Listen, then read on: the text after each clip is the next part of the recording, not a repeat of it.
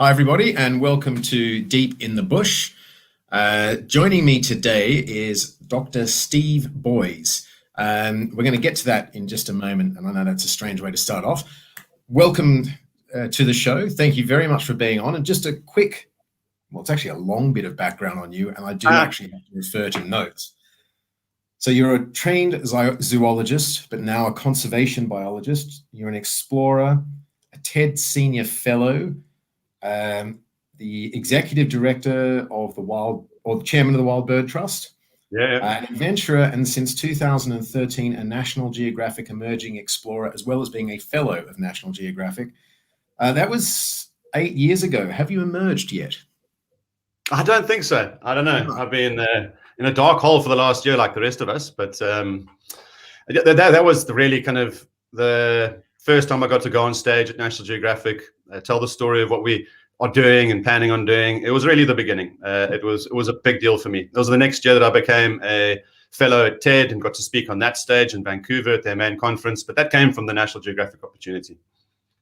And so for those who don't know you, what you're referring to is what was initially a single expedition and has now gone into many, many expeditions where you have mapped previously uncharted areas, not just of the Okavango, but so importantly, the source of it, the various source waters coming into the Okavango, which I rarely use the word miracle, but the Okavango Delta does feel like one when you're in the Kalahari Desert. Really an extraordinary place. You and I both had the benefit of living in it for a number of years. But I want to go back in time a bit first. I did say we're going to start with your name. Your real name is not Stephen, is it? Rutledge. No, my real name is Rutledge. Yes, I'm Rutledge Stephen Boys. Up on such a beautiful name. Family tradition. It's meant to be the youngest son of the youngest son carries the name Rutledge. And then you use your second name.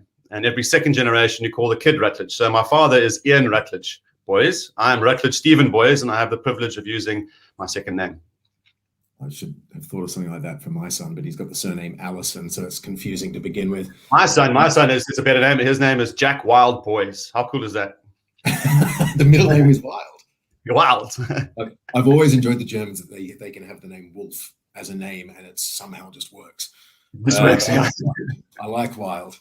Okay, now it's making it sound like you're a very, very exciting guy, but you started off by studying ornithology. Yes, birds. I still do. Birds, you still study that. I presume you did that for the sex. Have you had any luck?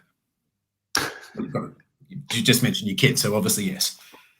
Yes. Why ornithology, if not for sex? It's just been a passion of mine since a kid. I mean, obviously you start with the big stuff and get fascinated with elephants and lions and all of the rest. And as you progress in the Kruger and all of the national parks in South Africa as a kid, I fell in love with birds, and specifically parrots. I mean, I remember the first sighting of a brown-headed parrot in the Kruger National Park, binoculars on. And as a kid, I thought parrots did not exist in Africa, definitely not. They belong on the shoulder of a pirate or in a cage. That's where I'd seen them.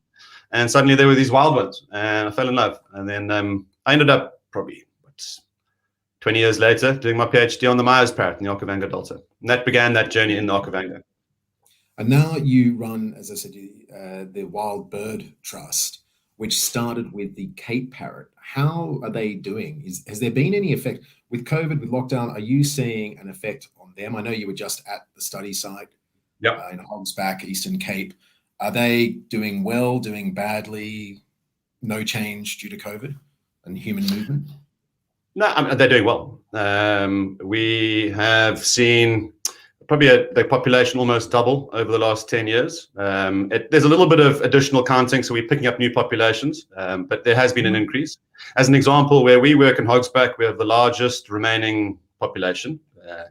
They spread across the Amatola Mountains. And when I arrived there in 2009 to start the Cape Parrot project, I started networking with the University of Fort Hare, and I followed the parrots down there. And I found over 100 parrots in a pecan orchard at the university. That was part of the experimental farm. And I went to the administrators and said, this is a very important site for these parrots. You guys are receiving, at the time, probably 10, 15% of the global population every single day in this orchard.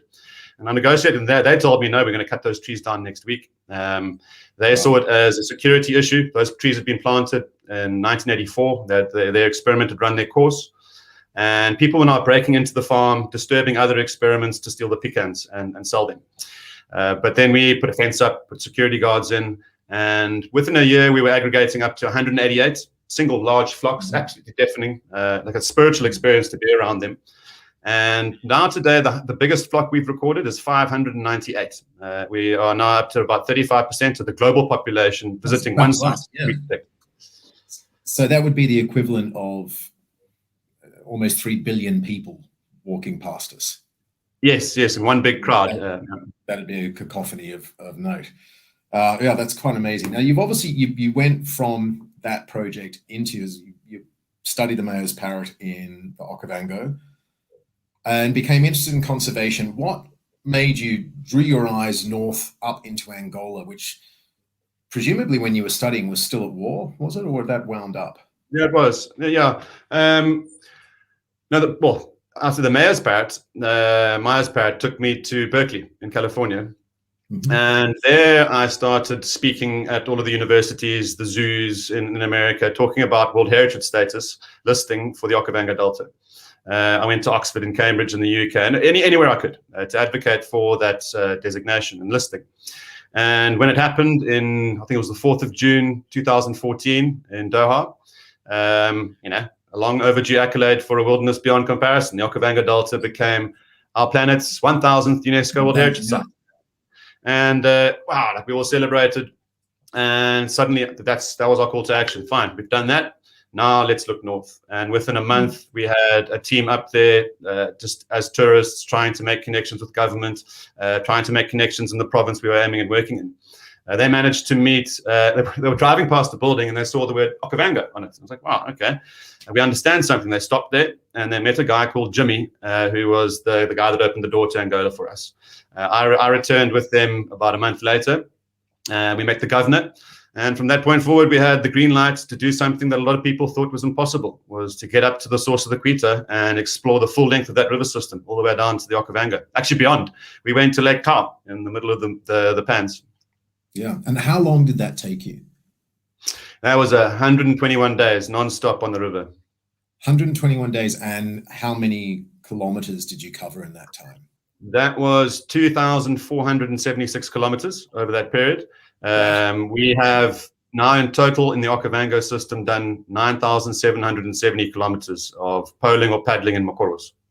Right. So for people who don't know what a makoro is, it's a traditional dugout canoe. And I always used to say it's a traditional dugout canoe of Botswana, but I've subsequently seen them used elsewhere. Flat bottomed, and it's poled like a gondola is in Venice. There's somebody standing at the back who poles it, and they are remarkable in that they can go through a paper-thin layer of water. It's quite extraordinary when you watch the really skilled guys poling, and it almost looks as if they're going over dry ground. But it's almost as if they just spit in front of it and they can get over that with the makoros. So a very practical way to navigate these systems. But once you get deeper water, you get bigger animals in the water. And for those who've watched Into the Okavango, you know what I'm talking about. A fantastic documentary. I urge people to see it.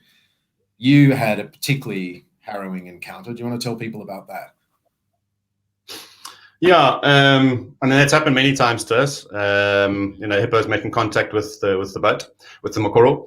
That was it was just south of Quito Conefali up in Angola. It was the 4th hippo we had seen in the Okavango River up that high. And only the 4th, yeah. So it was a surprise. Yeah.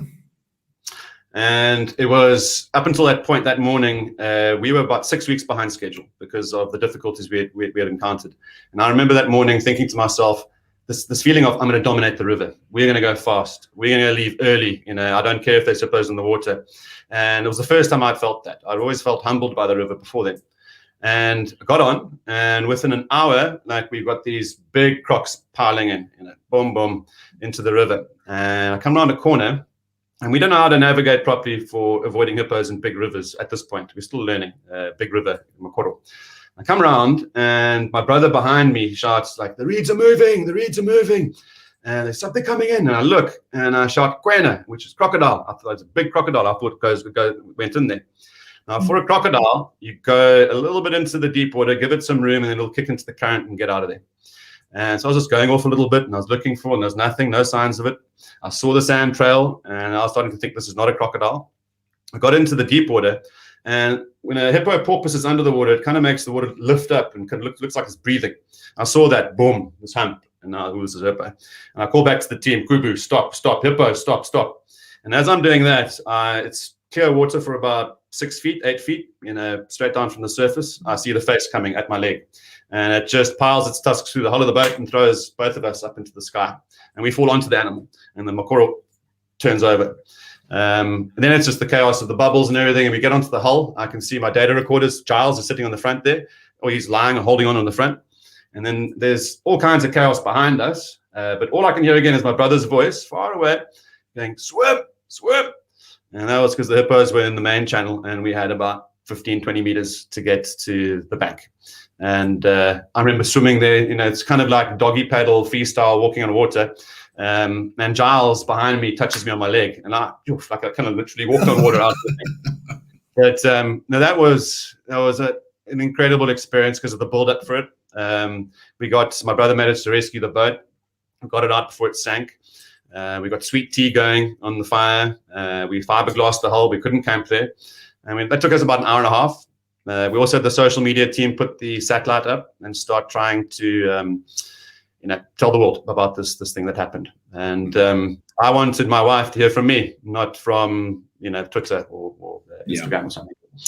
So I got the satellite phone and I went off to talk to her.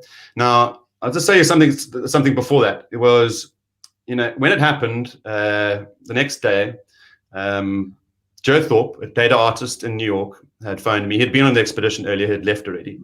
And he was the data artist in residence for the New York Times. And he wanted to write an online article about this.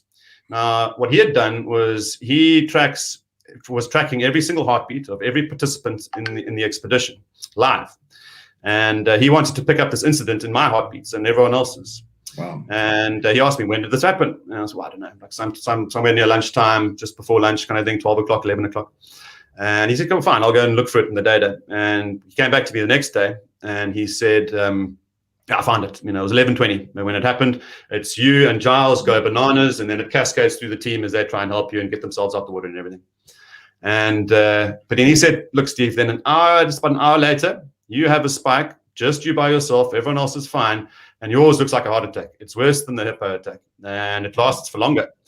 And he's like, "What happened to you? Did you have a panic attack?" And what happened to me was that walk. I walked out to talk to my wife. And about an hour later, after everyone was set up, and I remember, typical in an emergency, you phone someone and they just don't answer, and it doesn't answer, and doesn't answer. And on the fourth time, she does, and I heard her voice and collapsed on the ground. I mean, I was crying. I couldn't say anything to it for the longest time, and that's what Joe recorded there. That was more significant. The hour later, the shock's a little bit gone, and you start thinking about my young son. He was only probably a year and a half old then, and my wife, and not seeing them again, and what could have happened. And that was profound. And it took us a long time, maybe 3 days after that, to pick up pace again. We found some hunters that were on the river, and they helped us with our lines and how to navigate, and that really did help. We tried to get them to join us, but they wouldn't. And off we went. And it happened again. Kwandu River, it happened many, many times. We had to actually cancel that expedition. Yeah, I remember there was one where you stopped. Yeah, because there were just too many. You said it was only the fourth hippo you'd encountered at that point. And then you've mentioned hunters. Is there a correlation between the lack of hippos and the hunters, or am I? No. It's fast flowing and narrow rivers up at the top. So, I mean, we had about a week before had a female and a calf go under the boats, and that surprised us. We had started seeing tracks and signs quite a bit further up, about a week further up. But it was just south of Quitaquanafal in the big river that we picked up hippos. And from that point forward, it was every day 5 to 10 hippos as we went along. I think on the expedition, we encountered a total of just over 700 hippos. Right. All the way through and down. I'm actually surprised at you, because in the Okavango, there's places where it feels like there's 700 in one spot. We in the 2019 expedition, we took a new route through the north, through Vumbura and all the way down the Mpocha and Monachera and Sant'Antadibia and Mborocha. And there we saw double the number we see going through the Mombo area. It was just hippo heaven up at the top there. Right. I think because of less boat traffic. Okay, right, that makes sense. Yeah. So, I mean, I was drawing a line there that perhaps it was human pressure putting so few hippos in that area. The problem in Angola. I mean, it was about 3 weeks later on the Quito River in Angola. I was going past and I saw something bobbing sort of in the shallows. Go past and it's a decapitated hippo head with the tusks pulled out. So they are certainly being targeted. The problem on the Kwandu River was Jonas Savimbi was, RPGs, automatic rifles, firing at the hippos. Those hippos, the story there was it was somewhere in the 70s, the hippos were chased out. In the 60s and 70s, there was a Portuguese ferry going up and down there. And the Portuguese used to shoot the hippos from the ferry just to keep them out the river as a service to the communities because the hippos would crop raid. So the hippos disappeared downstream. And then they came back up and started victimizing, killing people, terrorizing the river. And the people stopped using the river. They stopped, going between Angola and Zambia. And a big problem started. Savimbi comes as part of the war. And then in the by the 90s, early 2000s, he's exterminated all the hippos again. They've all run away. Now, the hippos that came back, the ones we encountered in 2018, those hippos were hyper aggressive, unlike any hippos we've encountered before. There's no way that if you encountered it's not going to approach and try and capsize your boat. The communities themselves, for most of the year, they said only in March would they attempt to use that section of river when the hippos are definitely out in the floodplains, feeding on crops and terrorizing the villages. But there it was. That's human induced, definitely. Yeah. So I mean, again, that civil war we spoke of that lasted 27 years. And was devastating for Angola's wildlife. It's well known now that both sides were killing elephants, selling the ivory to fund weapons purchases. Rhinos were, as far as we know, eliminated. I think at one point you were hoping there might still be some left. Do you still hold that hope out? I do. Rhino left? You do? Okay. And if we do find them, we're not going to publicize that, but certainly. Don't tell anybody. There's been reports of ivory, of rhino horn coming out.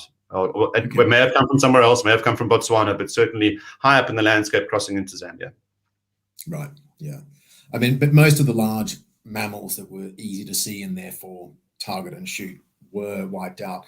Again, working in Botswana in the 90s, I always used to say to people, we've got one species of elephant here, but two types, the residents and the refugees, because a lot of the elephants had come down from Angola and their body language, from 100 meters away, their body language told you whether they were resident Botswana elephants or ones who'd experienced poaching incidents directly or indirectly as part of their herd.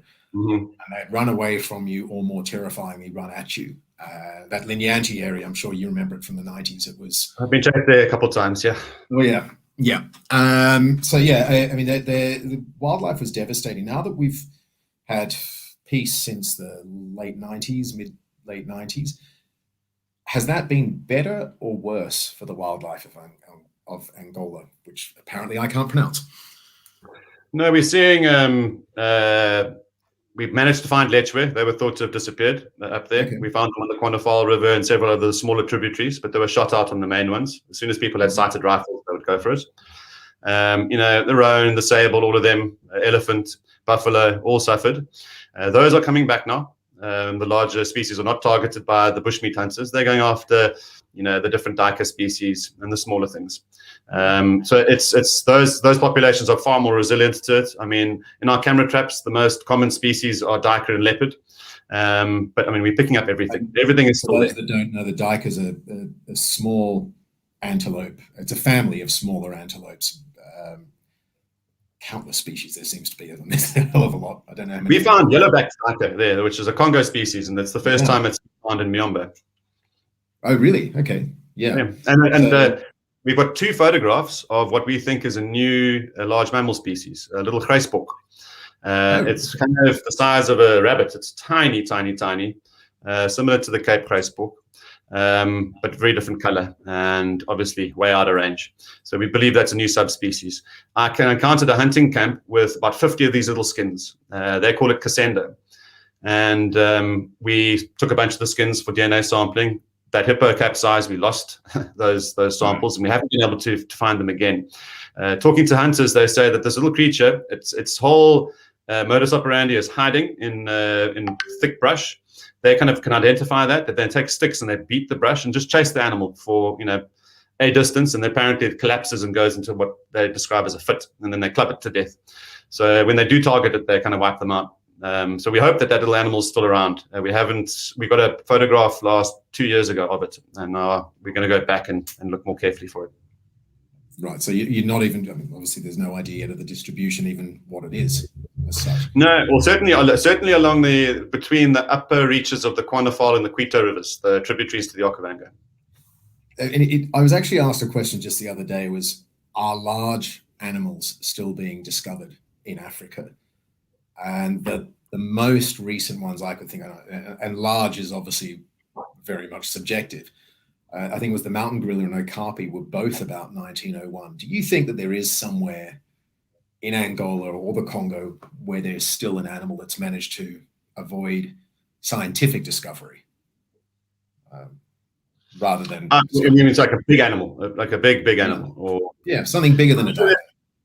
Yeah, I think so. I think, well, certainly at the subspecies level, we will find something.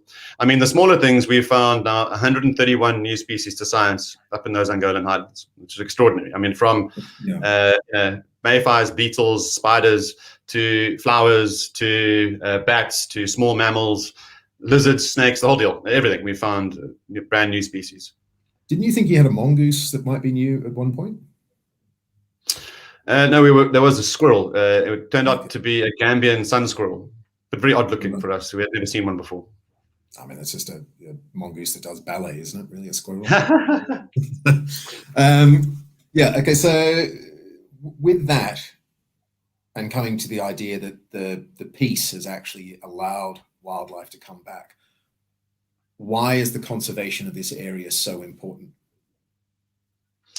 Well, I mean, we call it the Okavango Zambezi water tower, and that speaks to the fact that we have the sources of the Okavango, the Kwandu, and the Zambezi all converging in one place. And the local people call it Lizima Lia Moono, which means the source of life.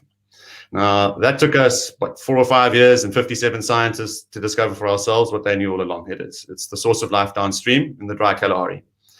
Without that system, the Okavango Delta, the Zambezi system, the Kwandu, the Linyanti, the Chobe, all of those habitats and ecosystems crucial to elephants and other wildlife would not be resilient, would not have long-term resilience to the impacts of climate change. That's a fact. We have discovered up there, now visited 11 ancient source lakes for these river systems. They are surrounded by vast stratified peatlands, which were previously unknown. We've demonstrated that this is a seepage system, which wasn't known. The lakes were thought to be seasonally flooded wetlands, which they are not, and the peat was not assumed to be there. So the water storage capacity of this water tower is immense. You're talking trillions and trillions and trillions of liters of fresh water that is dispersed into these rivers at the same rate, because it has to be absorbed by the sponge and then put into the lake, and then off it goes. Now that is reliable. The Kubangu River to the west, that's the sister river to the Quito, the other most important catchment, that is rocky based. Now Makoros don't like rocks, don't like going over waterfalls. I capsized, every few days. I mean, on the Kubangu, very different system. That thing flushes down much faster, and results in the flood pulse that we see in the Okavango. The second smaller pulse is the Quito. But the Quito is kind of the lifeline. The Kubangu is the flood, and both together make the Okavango Delta miracle. Yeah, and again, for people who don't know the Okavango, it's got so many descriptions that are all incorrect. It's sometimes called the world's largest oasis because it's in the Kalahari Desert. It's called the Okavango Delta. It's not a delta, it's an alluvial fan. But it is there's two source rivers you've mentioned flowing out of Angola, converging fault lines bounce it away from the coast, which is where most rivers inevitably reach, and spill it out into the Kalahari Sands. And it's the largest river in the world that does not reach the ocean. miraculous places. We keep using that word. I keep using it because it really is unlike anything else. I've heard it compared to the Pontanel in South America, but Cool. the great difference for me is that the Pontanel's developed. There's large-scale agriculture in there. There's sealed roads running. I remember watching wildlife in the Pontanel and seeing a bus go past. There's none of that in the Okavango. It's such a dynamic system. No map is actually worth much money because it changes all the time. It's really That's cool. Yeah, and there's a lot of conservation work going on there. But what you've so effectively made people begin to realize is that it's a bit like being a bodybuilder, but smoking cigarettes every day. You've got to look after the lungs. You've got to look after the whole system. And until now, I don't think anybody was looking north, either with their eyes averted due to the Civil War, thinking they couldn't do anything, or just the normal human short-sightedness. Are you finding now that there's more global awareness of Angola, or is it still just such a mystery to most people? Oh, what we've done and focused on, certainly the film has brought Angola to the fore and the Angolan catchments of the Okavango. But it's about the awareness of the politicians, the awareness of international conservation NGOs, regional, local ones. And all of them have now prioritized working in Southeast Angola. Like when we do our NGO coordination calls, it's the who's who of global conservation are now focused on this. How do we fix this? I mean, one of the results of the film, I got to play the film at Capitol Hill in the US for Congress and do a presentation. And they went through a process of about 3 months, and President Trump signed it just before shutting down government. Was the Delta Act. This is a law in the United States, prioritizing the protection of the Okavango River Basin from its source all the way to the Delta. And that came from the film. So yes, it has had a huge impact. Oh, that's fantastic. I mean, I hadn't actually heard that. That's amazing news to receive. Yeah, I would say it's a picture of this big stack of acts or whatever, and there's President Trump busy signing this thing, the Delta Act. It's Defending Economic Livelihoods and Threatened Animals is the acronym. Wow, that's fantastic. And again, It's not actually a delta, but we'll take it. People love an acronym. You accept the bill. Okay, so going to the exploration itself. When people think of an explorer, I suppose they typically think going back a few hundred years normally. The Captain Cooks, the Vasco da Gamas, the Christopher Columbuses. There is still exploration today, isn't there? And there's still places left to explore. If you weren't focused on what you are now, where would you be exploring? Well, it's quite exciting. We are going to scale our work out of the Okavango Basin. But before I talk to you about that, we've made we've raised a huge amount of finance to build a conservation development node up at the sources of Angola, and we committed to that for the next 10 years. We're going to establish a conservation-based economy up there and a system of protected areas that can connect the sources all the way down to the Delta. Now that's going to be ongoing. That is our main focus. But we are going to now explore what we are calling and describing as the Great Spine of Africa. Now, these are the watersheds of the Okavango, Zambezi, Congo, Nile, Chad, and Niger. Now, we would like to do source navigations this decade of the Zambezi, Congo, and Nile. And we are setting up the logistics for that. We have a team out right now. They're I think, on the western shore of Tanganyika, looking at Nsumba, I think. They will be then doing the Bangwelu and then up to the Chambishi. Now, the Chambishi is the source of the Congo in Zambia and fills the Bangwelu swamps in the lake. Now, that is an incredibly important landscape. It has received very little conservation or research attention. It is in a very similar circumstance to the Okavango Zambezi water tower, the Angolan highlands we've been exploring. So that'll be our next thing. We are going to explore that Congo system from 2023. Next year, we're launching at the source of the Zambezi in Angola, next to the source of the Okavango. I've been on the Congo River and seen things similar to Makoros there still being used, particularly from the Brazzaville side. Your concerns there would be quite different from a safety aspect. The human element there could be, Kinshasa is famously one of the more dangerous places in the world. How are you going to deal with that? I don't. That lower Congo, we're not going to explore. We will go from the source, and we call it the heart of the Congo. It's the Lomami confluence, right in the middle there. That's where we'll stop. Right. Yeah. Avoid the people. Avoid the millions of people downstream. Yeah. What is the most dangerous animal in Africa? The human being or the mosquito. Yeah, the mosquito as well. Yeah. I'm getting tired of getting malaria. Yeah, it's a serious thing in Angola. Yeah. How many times? I don't know. I mean, it's our team members there. It's every month or twice a month. Really? But it's every expedition. You'll get it. Yeah. But normally, I mean, I would have thought with malaria, I mean, one of the reasons I ended up catching it was I thought myself bulletproof because I lived in the Okavango and never had it. And of course, the stupidity of that was that there were no other people around to transmit it to me. Exactly. Yeah. And then I went to Mozambique for a holiday at one point. Of course, there were people around, water, mosquitoes, and horrible way to lose a lot of weight. But then back in Botswana, never had it, never took a pill, never ever caught it there. So in Angola, a lot of these places you're in, it looks like there's no people around. So how is it getting to you? Or are there more people than it appears? No. It's we do get it in the villages up in the highlands there. There's about 7,000 people living up there, and malaria is a big problem for them. But it's typically when you are, in Manong or Luanda or Wambo, one of the towns, and we have to be there in transit for a couple of days, and that's risky. Yeah. What you were doing in Manong with us was risky. I mean, sitting outside having a whiskey. Yeah. Are we admitting to that? Are we? That's part of exploration.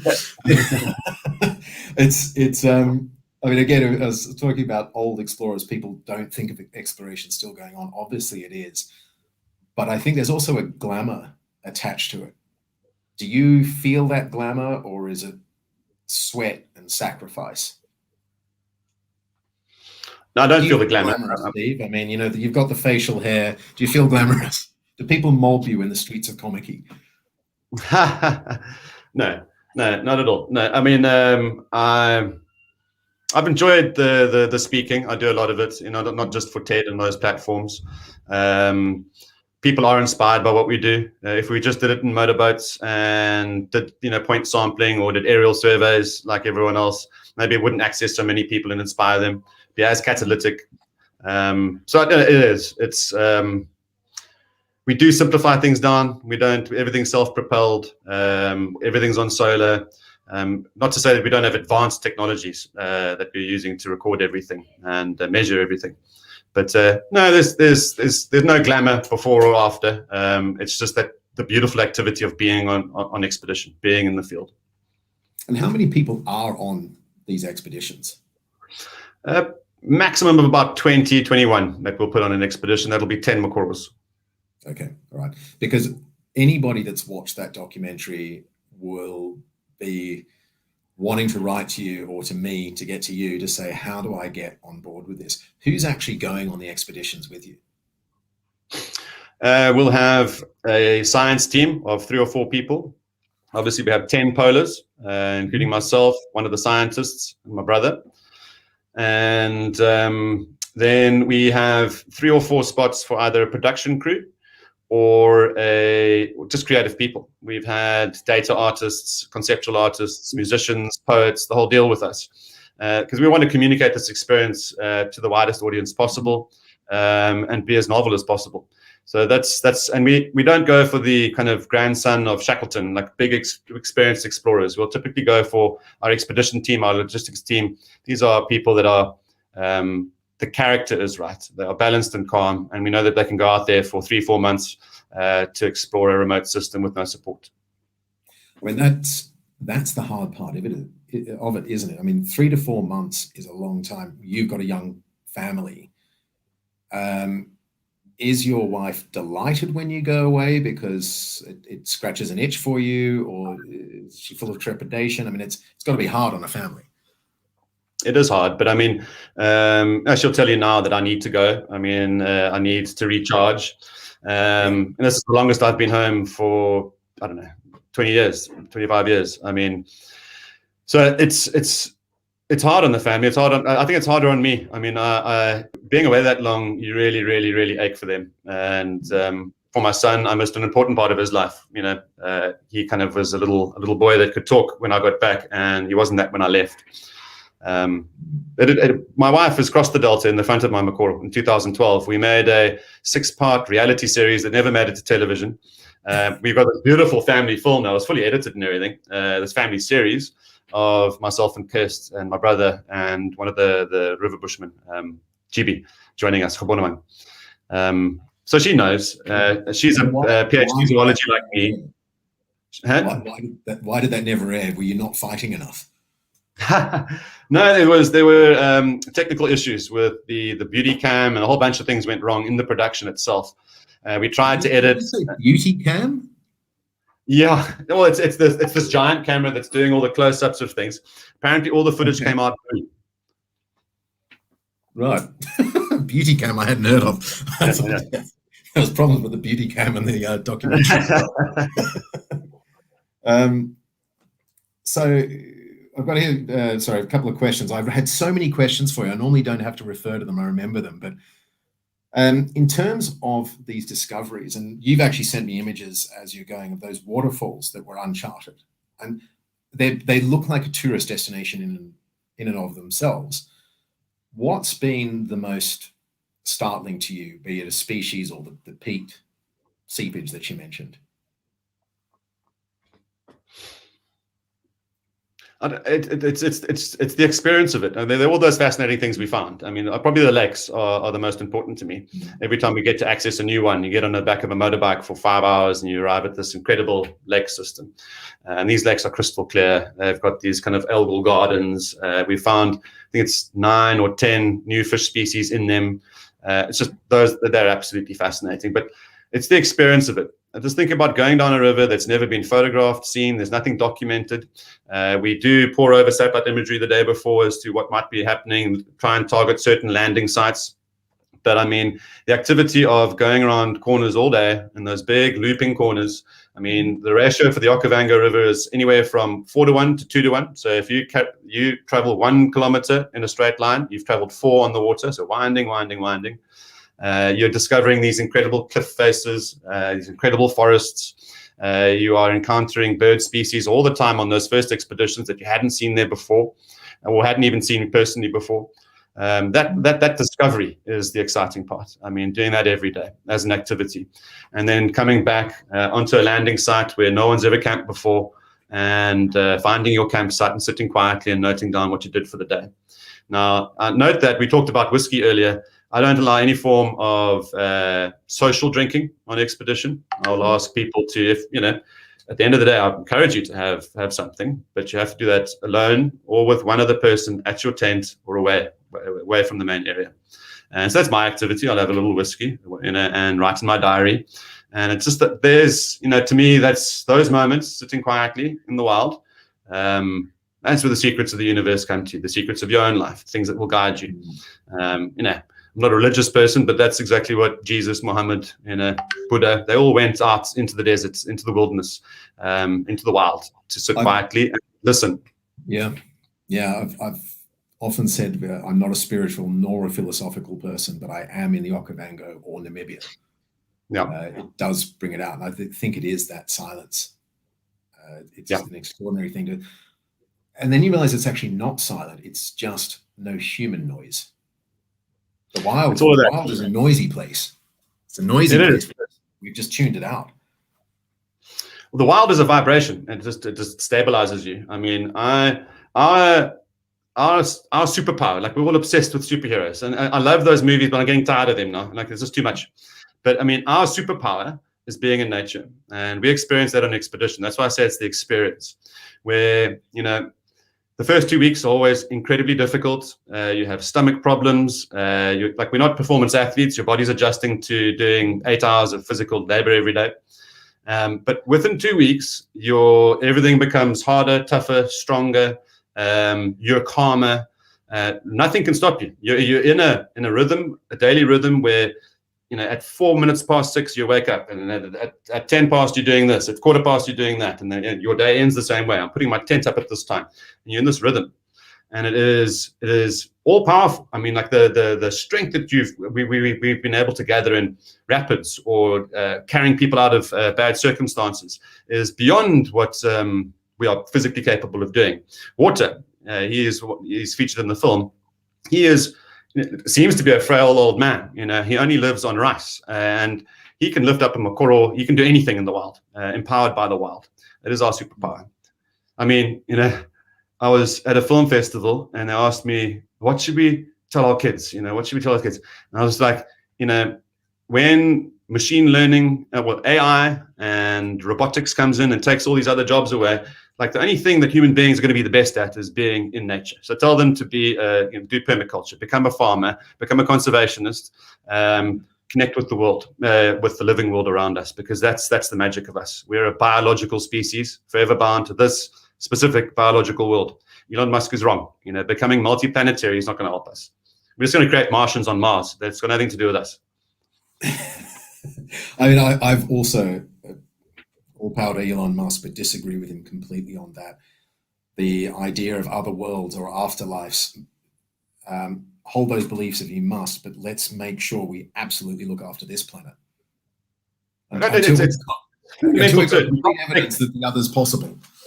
No, like we can't take a complex enough microbiome there. The bacteria we need, everything we need from this planet, we can't take there. It's just not going to work. They will adapt rapidly to life on Mars, and within generations appear to be completely different. They'll be Martians. As a biological species, we are bound to this world. That's fascinating. I've never even considered that, because, of course, we do this staggering little piece of trivia. So it's perhaps not trivial then, that of the cells in your body, less than half are human. Yes. We're just a taxi for bacteria, for viruses, for tiny little mites, where there's many more things living on us. So than actually us. Like, it's mainly water and bacteria. There's not much us. Like, why'd your grandfather fit into a small urn this big? Because that's the human part of him. I mean, everything else is gone. It is quite extraordinary. It's also very humbling to realize that. And now understanding that your gut biome has a strong effect on your mental health. Yep, absolutely. So again, this idea that Mars is a place that we should go to. Perhaps we do need to spend far more time and money looking after this, which does. I was at a talk that with Elon Musk at TED in Vancouver. And my reaction to that was, okay, fine. The only way, it's inspiring to watch the guy. He's very direct about the way he does things. It's like, fine, I'm going to support this, because maybe we do need to learn how to live on Mars so we can live on Earth when we destroy the ecosystems. Right. So with that, and we were talking earlier about the Okavango and the water tower systems that feed into it and all those other rivers. If you're sitting in your gilded cage in New York, for example, could be in Munich, could be in Moscow, why should you care? Say your name is Fort Wayne, Indiana, and the Okavango is under threat. There is talk of fracking nearby the Okavango at the moment. Why should you care if you live on the other side of the planet? Well, I mean, firstly, I mean, I'd say all of the people, or most of the people on Earth that would lie down in front of a bus for an elephant don't come from Africa. There are people that have traveled to Africa and experienced an elephant. And that's that fact. If you haven't, and you live in New York, just the opportunity, losing that opportunity to potentially do that one day is profound enough for me. It is, you've experienced it thousands of times. I mean, I will say it. I mean, the closest I'll ever get to God is standing by myself in the middle of nowhere in front of a big bull elephant. That's it. Yeah. And, people must realize that it's part of the fabric of our Earth. I mean, for those animals to become part of history is something I can't live with. I don't think anyone should. Yeah, well, you hope not. I mean, Africa's been extraordinary in not having lost much of its megafauna compared to other continents. But it's as if after a slow start, it's now getting a good run up on it. I mentioned that the fracking is being proposed to the west of the Okavango. How much do you know about that, and how concerned are you by what you've heard? Well, like anyone, I'm concerned. The issue there is about water and water use, where it comes from. We explored the Okavango River, which is north of all of that potential fracking activity and the oil and gas exploration. And I mean, already up there, we've seen a massive escalation in commercial farms, doing the pivot cropping, the circular crops. Right. We counted 180 water pumps that were unregistered. These are smaller pumps for small holdings. In satellite imagery, you can't see that farming activity. You can only really see the circular crops expanding out on those commercial farms. We would estimate that this decade the Okavango River will dry up for 3-4 months of the year because of that water use already. And it'll be much higher up where they start to draw water out to come down to support this potential, fracking. And that would really harm the floods in the Okavango Delta. That's fundamental to its functioning. And for the first time, a free-flowing river will be stopped by this. So it's an issue of water. And I do support the governments in allowing for exploration. They do need to know what kind of a reserve is there. That's their citizens need to know. The Namibian government especially is showing some excitement and enthusiasm around the findings so far. But it is a massive threat, especially in this day and age where we're seeing this, what did the Saudi king say? Like the Stone Age didn't end because you ran out of stones, and the oil age is ending. We are now moving on to something better, the solar and the wind and everything else. So I hope it doesn't scale out and happen. I'm very close to all of the investigations and things happening. It's the people involved in this on the oil and gas exploration side have done this around the world. It's kind of the who's who of fracking, global fracking. So I'm concerned about it, but I want the governments to understand what the resource is, make the right decisions. Our role in this is we are deploying hydrological and meteorological monitoring stations throughout the Okavango Basin. We already have our first station at Davundu. We'll be installing many more in the Okavango Delta and throughout up in Angola, so we can understand water flows and provide the governments with the exact data they need.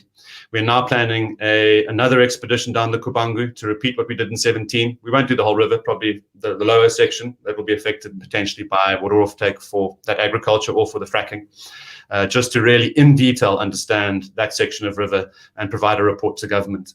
And we're not going to make statements against oil and gas exploration, but we will provide the scientific information for decision making. Because, I mean, again, if we go back to exploration and its value in the modern world, it's not purely about adventure. It's not a bunch of guys and women going out there for fun. The value of the science is obviously giving that baseline, which is that through 27 years of civil war, there wasn't a lot of attention being paid to hydrological flows. Since 1905, nothing up there in Angola. 1905 was the last time a scientific expedition came even close to where we went. Right. So with that, the guys coming and saying, "Oh, fracking is going to be fine. It's not going to affect this." They don't actually have any science to back that up, do they? No. They don't have any history. Now, our baselines for the Okavango system are detailed. I mean, we take a 360 photograph as an example every minute. We have stitched them together, and it's a platform called Earth Views. And it's like Google Street View, on the Google Maps where you can go and look at a person's house. We can do that for the Okavango system now. You can go and not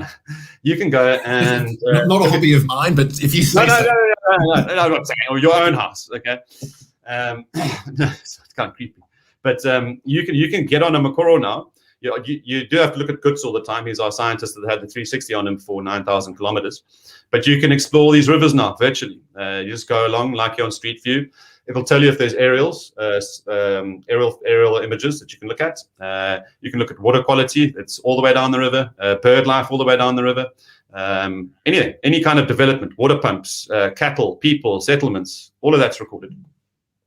It's amazing what you just said there with the bird life. I read recently about people who are virtual bird watchers, and they actually go through Google Street View and they have lists and they say, "Oh, this street in Brazil, I found the scarlet macaw," whatever it might be. And coming back to a lot of what you've been saying about the power of wilderness is, have that as a hobby by all means, but do yourself a favor and get there. Get there. Go to Travel and see it. Yes. I'll confess, I will actually go and check this out, this Mokoro, but I'm infinitely more excited that I'm actually going to be in the Okavango next month. It's been the longest time in a long time. We have an expedition starting in July, mid-July. I can't wait. I was going to ask, you are one of the few people I know that normally travels more than I do. Was the break a relief or leaving you incredibly itchy? Is it like withdrawal symptoms? You getting scabs on your elbows from scratching? I've gone completely mad and come back. I feel like I've had COVID 10 times. No, this has not been nice at all. I mean, I've loved being with the family. I've loved, being with the kids and with Kirsten and all of that. We didn't enjoy being locked down, the hard lockdown in South Africa at all, but it's opened up a bit now. But no, I feel like my microbiome's out of kilter. I feel like everything's out of kilter. I haven't, I don't exercise as much here. No, I need expedition. It's physical now for me from this last decade. No, I need to go. I will wither and die here. I will. Yeah, well, July. Got to hang on until then.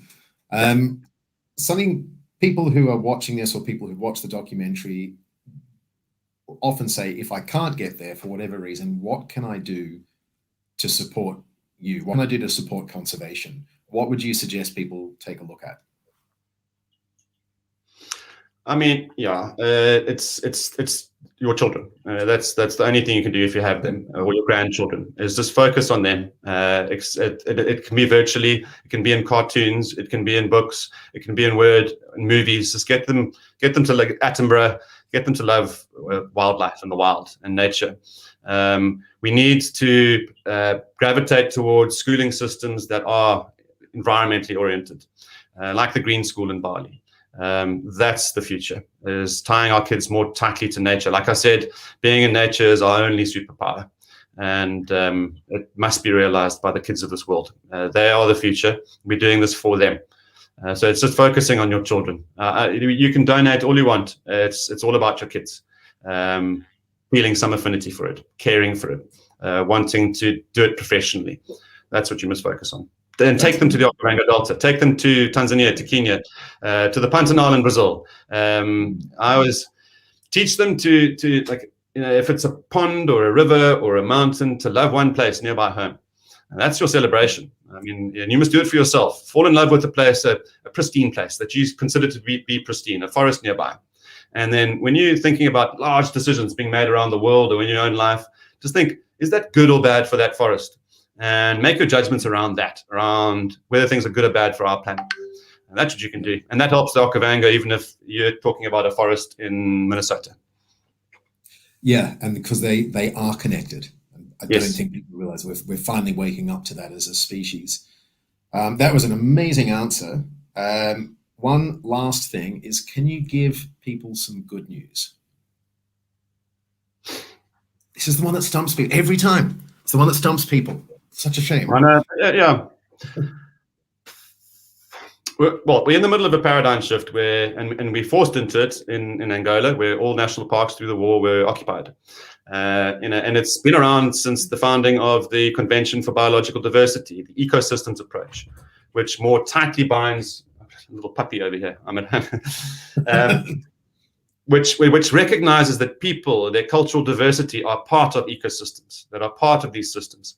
We've always had this fences and fines, keeping local people out of these landscapes. The only people allowed to hunt in them are from some other country, from some other continent.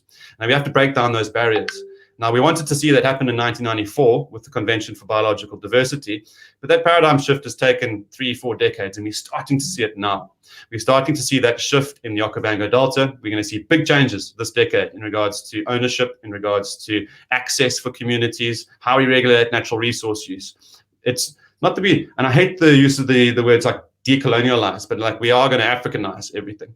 It is changing. We need local people to be invested in these outcomes because they're not right now. Like I said, the majority of people that are willing to lie in front of a bus for an elephant don't come from Africa, and we need to shift that. Yeah. And the ecosystems approach gives us a vehicle for that. So, I mean, it is happening. It is happening this decade. The realization is there. We are seeing the whole world wake up, from Black Lives Matter to Me Too, there's also that same awakening in the rights of local indigenous people, traditional knowledge systems that are being valued now. And it is the focus. It's the language being spoken by all of the CEOs, the big conservation organizations and NGOs are using the same language. They're focused on community. Even storytelling at National Geographic, community, education, children, that's where the focus is now. When it was fences, fines, military action against poachers. And, a poacher is a person that's trying to feed his family or her family. And that needs to change. We must stop shooting at people. We must help them build economy around nature and conservation, not just jobs in lodges, doing housekeeping or being a manager. It is about the use of these natural resources, valuing water, valuing carbon, and getting that money securitized and given to those communities. That shift is happening. That gives me great, great hope. Our conservation development node in the Angolan highlands is basically the center of a small town. We're going to have 9 cooperatives and associations to stimulate economy. We are going to have a conservation credit that people can use to start to have teachers, have healthcare. We are refurbishing clinics, schools, community halls. We are bringing solar power, water pumps, bridges. Now that it doesn't sound like conservation, that sounds like rural development, but that's the future of conservation, and people are doing it all over the continent now. Yeah, and I think it is a very exciting development, and perhaps, it's interesting with National Geographic, and not to point a finger at them, but the documentaries I grew up watching about Africa in particular gave this idea of seas of wildlife and no humans lived there whatsoever. And of course, and that was because of those fences and fines and armed guards to keep people out. But that's a very modern concept, and the colonial concept was that a national park was to exclude the people from it unless you could pay to go in, which of course the previous inhabitants couldn't afford to go back to where they were from. And it is the madness of that. Yeah, it requires enormous management because the populations are higher and human populations are higher, wildlife populations are lower. But it is a very interesting time we live in. No, think of it in the late 1990s, sitting on the deck at Mambo, in the center of the Okavango Delta, and you see two Makoros with community members going past. You have the Botswana Defense Force there in helicopters pointing guns at these poor people and pulling them out like criminals. We should get to the point where it's understood that these people have access, it's regulated, and it's actually like, wow, those are heroes. It must have taken them 4 days to get from their village to here. They are here to gather reeds or fish or do whatever, and they are part of the system. It should be celebrated. Just the visual of 2 people standing up on a Makoro going along the horizon is a cool thing. It's not a bad thing. It just needs to be regulated. We could put, GPS trackers on them. We could do all kinds of things to monitor and understand these people's interactions with the landscape, but they must come back. Our experiences with the Waiei on our Makoros, we've crossed the Delta 11 times, all near spiritual, just sitting around the fire, listening to the stories, the history, just experiencing their interaction with hippos, with crocodiles, with the environment around them. It's coming from the older people, and it's been given to the younger members of our team. We've seen them grow up in it. But the kids around the Okavango Delta do not have that experience. Mr. Water, he grew up in the middle of the Delta. He was born there. From day one, he was in a Makoro. They still had tradition and all of that. And that's been taken away. Let's bring that back. And we mustn't lose it. We're on the edge of losing it. That's why this decade is so important. It's our last decade to activate these young kids, to make them fall in love with the Okavango Delta system itself, with wilderness, with their own innate wildness inside them, because that's been taken away.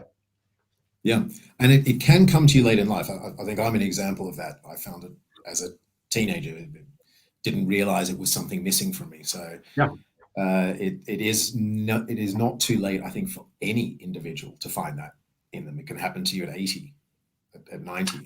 You've also taken thousands and thousands of people into the bush. You've guided them, and these incredible experiences have been had. But I have not encountered a single person that hasn't been accessed, that hasn't just opened up to this, been amazed by it. And that's universal, and that can happen at any age. My favorite examples of that were always the reluctant spouse, who was. There was one in the couple that really wanted to go on safari, and the other one had a shopping trip to Paris next year as And compensation, they always switch. Yeah. or a golfing trip. This was not a gender bias on it, but it was typically a reluctant one who had, because I think they came from so far away, they'd have the strongest, most emotional attachment to the experience they were having, and the almost a violent response when they've got to leave. Yeah. And they're the ones bringing the spouse back. There's always a wet patch at the airstrip of tears. Yeah, true that. Yeah. Well, this has been. Well, you know that we can chat for hours, as we've done in Angola, Botswana, and a few other places. We will finish this up here. Would love to have you back on at some point and hear more about what's happening and the new adventures that are going on in the Congo. The Great Spine of Africa. I'll tell you about that. Great Spine of, yeah. This is the first time I've heard of it, so there's always more to learn. We have to write the book on it. It hasn't been described properly, but you got the Great Rift Valley, you got the Great Legs, now you got the Great Spine. I haven't had time to read a book since my first child was born, let alone write another one. But no, we're waiting. Yeah. I'm sure it's half done. Let's meet in the Congo. Okay, good. Definitely for that. So thanks very much, Dr. Rutledge, Dr. Steve, whichever you'd prefer to go by. Thanks, Peter. We'll chat again soon. Awesome. Thanks, man. Thanks.